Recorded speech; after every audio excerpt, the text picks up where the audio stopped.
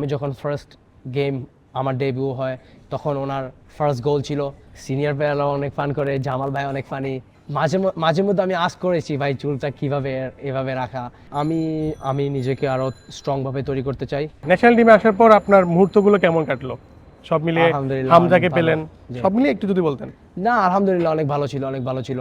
আমি হামজা ভাইকে পেয়েছি, আরো অনেক অনেক টিমমেটসের সাথে আমার পরিচয় হয়েছে। তারেক ভাই, তপু ভাই, সাদ ভাই, সবাই সবাই।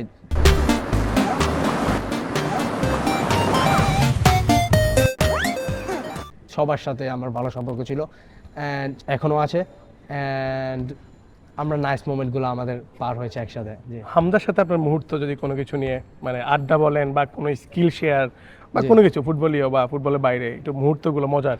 জি হামজা ভাইয়ের সাথে তো আমরা অলওয়েজ আমরা একসাথেই থাকি। হামজা ভাইয়ের সাথে আমরা তো হামজা ভাইয়ের সাথে অনেক কিছু শিখি।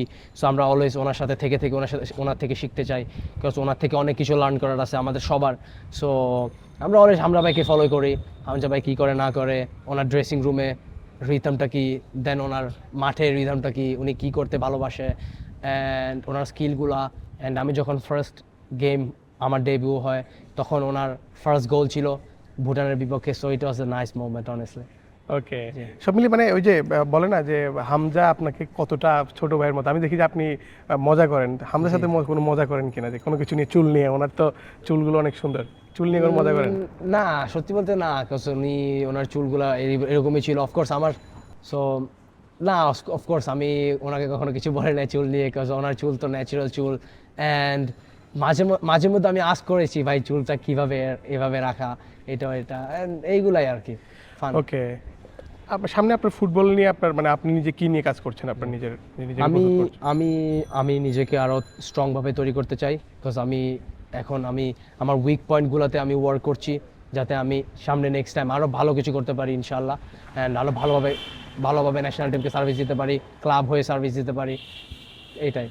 ওকে, আর ড্রেসিং রুমে বেশি মজা করে কে আপনার সাথে, মানে আপনি করেন নাকি অন্য কেউ যে বেশি মাতিয়ে রাখে?